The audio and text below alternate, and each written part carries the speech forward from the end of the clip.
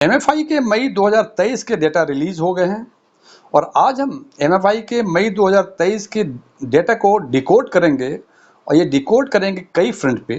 पहला फ्रंट होगा कि म्यूचुअल फंड का टोटल एसेट अंडर मैनेजमेंट और इक्विटी सेगमेंट का एसेट अंडर मैनेजमेंट के फ्रंट पे। दूसरा फ्रंट होगा हमारा इक्विटी सेगमेंट के एसेट अंडर मैनेजमेंट में कौन से सेगमेंट अभी भी लीड कर रहा है। और तीसरा फ्रंट होगा एसआईपी का डेटा और इसमें हम देखेंगे कि क्या एसआईपी ने मई महीने में कुछ ऐसा किया जिसने उसने अभी तक की सारी हदें पार कर दी हैं।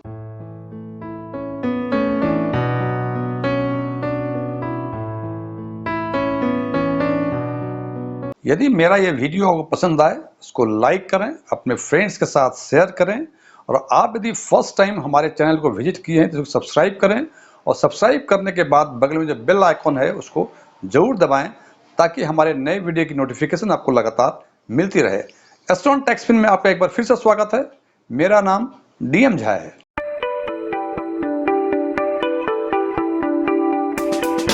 सबसे पहले हम डिकोड करते हैं टोटल एसेट अंडर मैनेजमेंट के फ्रंट पे और इसमें हम देखते हैं, हमने 3 महीने का कंपैरिजन किया है, मार्च 2023, अप्रैल 2023 और मई 2023 का। और इसके जब डाटा हम देखते हैं तो हम देखते हैं टोटल एसेट अंडर मैनेजमेंट मार्च में इट वाज 39.42 लाख करोड़, अप्रैल में ये बढ़ के 41.62 लाख करोड़ हो गया और मई में ये बढ़ के 43.2 लाख करोड़ हो गया। और out of this total under management यदि इक्विटी सेगमेंट का एसेट अंडर मैनेजमेंट यदि देखें तो हम देखते हैं कि मार्च में इट वाज 15.17, अप्रैल में इट वाज 15.84 और मई में इट वाज 16.57।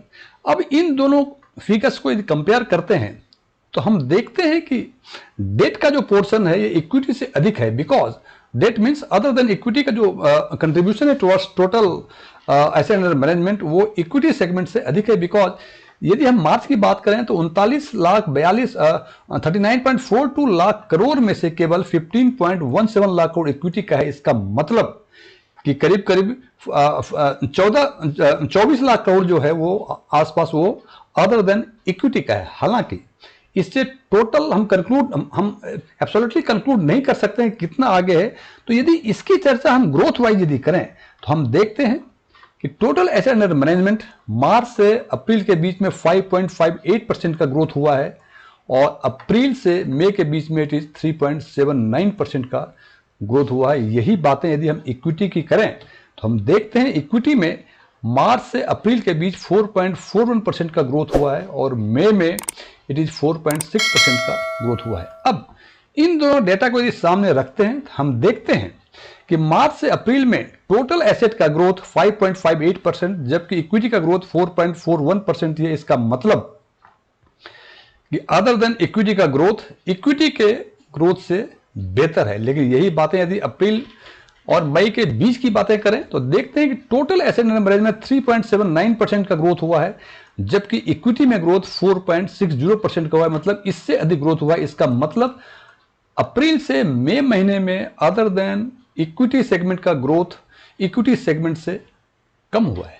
अब हम आगे चर्चा करेंगे कि इक्विटी सेगमेंट का जो 15.17 लाख करोड़, 15.84 करोड़ और 16.57 लाख करोड़ है, इसका डिफरेंट सेगमेंट में इक्विटी के डिफरेंट सेगमेंट में क्या स्थिति है। तो इसके लिए हम देखते हैं कि जैसे मैंने बताया कि मार्च में 15.17, अप्रैल में 15.84, मई में 16.57 और इक्विटी सेगमेंट में मार्च महीने में, अप्रैल महीने में और मई महीने में जो सबसे बड़ा सेगमेंट है एसेट अंडर मैनेजमेंट के हिसाब से वो है फ्लैक्सी कैप और उसके बाद है लार्ज कैप। मैं फिर बता दूं इक्विटी सेगमेंट में मार्च महीने में भी, अप्रैल महीने में भी और मई महीने में भी सबसे बड़ा सेगमेंट फ्लैक्सी कैप है और उसके बाद लार्ज कैप है। और ये फिगर है आपका 2.42 लाख करोड़ मार्च में फ्लैक्सी कैप का, 2.52 लाख करोड़ और 2.62 लाख करोड़। यहां से हम देखते हैं कि करीब करीब 10,000 करोड़ के आसपास फ्लैक्सी कैप में पिछले 2 महीने से ग्रोथ हो रहा है और लार्ज कैप में ये ग्रोथ जो है 2.35 लाख करोड़ से 2.44 करीब 9,000 करोड़ के आसपास का है और 2.44 से 2.51 करीब 7,000 करोड़ का ग्रोथ है फ्लैक्सी लार्ज कैप में और फ्लैक्सी कैप में 10,000 करोड़ का ग्रोथ है। यदि इसको परसेंटेज में कन्वर्ट करते डिकोड करते हैं तो हम देखते हैं कि फ्लैक्सी कैप में 4.13% मार्च से अप्रैल के बीच ग्रोथ है, अप्रैल से मई के बीच 3.96 है, लार्ज में 3.82 है मार्च से अप्रैल के बीच, और अप्रैल टू मई के बीच में इट इज 2.86%। ये तो केवल डेटा है जो मुझे दिखाई पड़ रहा है। अब यदि इसको एक दूसरे से कंपेयर करके कुछ कंक्लूड करने की कोशिश करें तो अब एक तरफ से देखते हैं, मार्च से अप्रैल में इक्विटी का ग्रोथ 4.41%, फ्लेक्सी में 4.13% और लार्ज कैप में 3.82%, जबकि ये दो फ्लेक्सी और लार्ज कैप दोनों ही सेगमेंट सबसे बड़े सेगमेंट हैं मार्च 2003 के डेटा के हिसाब से। लेकिन इनका ग्रोथ जो है, इक्विटी का एवरेज ग्रोथ जो है 4.41% से, इसमें दोनों का ही कम है, फ्लेक्सी कैप का भी और लार्ज कैप का भी। इसका मतलब कोई तीसरा सेगमेंट है, हालांकि फ्लेक्सी और लार्ज कैप फर्स्ट टू बड़े सेगमेंट है इक्विटी सेगमेंट के, लेकिन ग्रोथ वाइज जो है कोई और भी सेगमेंट है जो फ्लेक्सी और लार्ज कैप से बेहतर परफॉर्म कर रहा है। नंबर 2, अब यदि बात करते हैं अप्रैल से मई महीने के बीच में, हम देखते हैं इक्विटी का ग्रोथ 4.60%, फ्लेक्सी का 3.96% और लार्ज का 2.86%। यहां हम देखते हैं कि यहां गैप जो है, ये ग्रोथ का gap other than flexi and large cap काफी अधिक हो गया है। मींस एवरेज इक्विटी का 4.6% है जबकि फ्लेक्सी का 3.96% है। यहां मार्च से अप्रैल में 4.41% था, यहां 4.13% था, यहां गैप कम था जबकि यहां गैप बढ़ गया।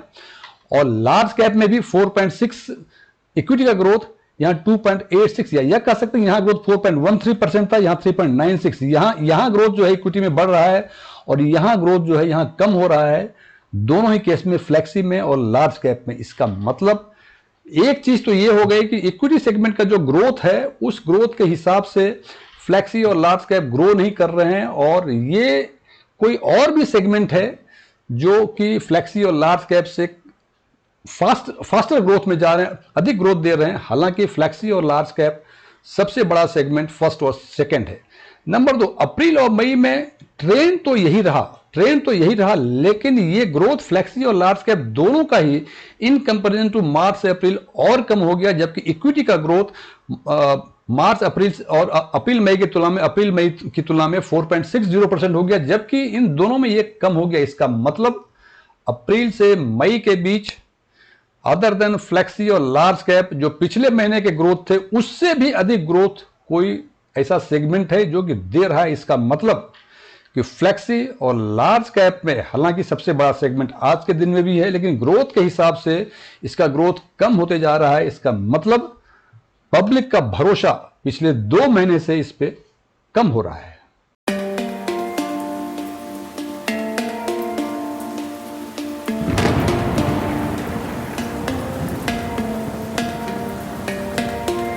अब बात करते हैं एसआईपी डेटा की।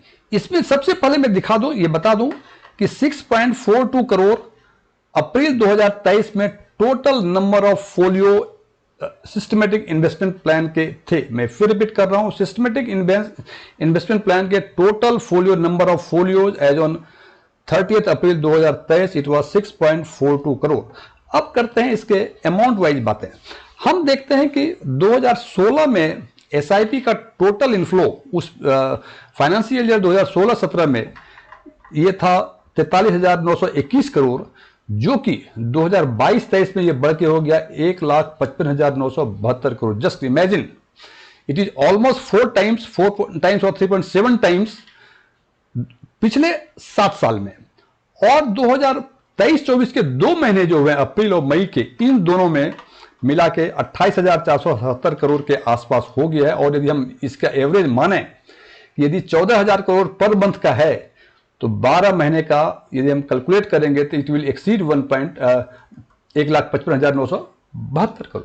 एनीवे, अब बात करते हैं, हालांकि 16-17 से 23-24 या 22-23 के डेटा को देखने से यह समझ में आ जाता है कि कितना फास्ट ग्रोथ है सिस्टमेटिक इन्वेस्टमेंट प्लान का। लेकिन मैंने 2 साल का और लिया है डेटा जो कि देखने के लायक है, आपको अंदाजा मिलेगा। आपको हमने 2019 और 20 का भी लिया है, 2019-20 और 2020-21 का लिया है। 2019-20 में 16-17 से बढ़ के ये 1,81,000 करोड़ हो गया था, जबकि 20-21 में जो कोविड पीरियड था उसमें ये कम होकर 96,080 करोड़ हो गया था। और यही एक ऐसा साल है 2016-17 से लेकर 23-24 तक जिसमें ग्रोथ पिछले साल के कंपैरिजन में कम हुआ है। 1 लाख करोड़ से कम होकर 96,000 करोड़ हो गया था। अदरवाइज ये 16-17 में 43,000 करोड़ था, 44,000 करोड़ के आसपास था, और ये बढ़ के 1,56,000 करोड़ के आसपास हो गया है। अब हम बात करते हैं कि पिछले 84 महीने में मीन्स 2016-17 के अप्रैल महीने से लेके मार्च 2023 के 31 मार्च 2023 के डाटा में जो 84 महीने जो होते हैं उसमें सबसे अधिक एसआईपी में, इक्विटी एसआईपी में इनफ्लो मार्च 2023 में हुआ था, and that figure was 13,276 crore. और यदि हम बात करें मई 2023 की, इसका मतलब लास्ट 86 मंथ्स में सबसे अधिक जो एसआईपी में इनफ्लो हुआ था वो 14,749 करोड़ हुआ था मई 2023 में। इसका मतलब मई 2023 में जो इक्विटी एसआईपी में जो इनफ्लो हुआ है, इन्होंने पिछले 86 महीनों का सारे रिकॉर्ड तोड़ दिए हैं। इससे ये पता चलता है कि कॉमन इन्वेस्टर्स को ऐसा इक्विटी एसआईपी में अभी भी कितना भरोसा है, जो कि उन्होंने पिछले 86 महीने का रिकॉर्ड तोड़ दिया है। बाकी निर्णय तो आपको ही लेना है और अंतिम निर्णय हमेशा आपका ही होगा।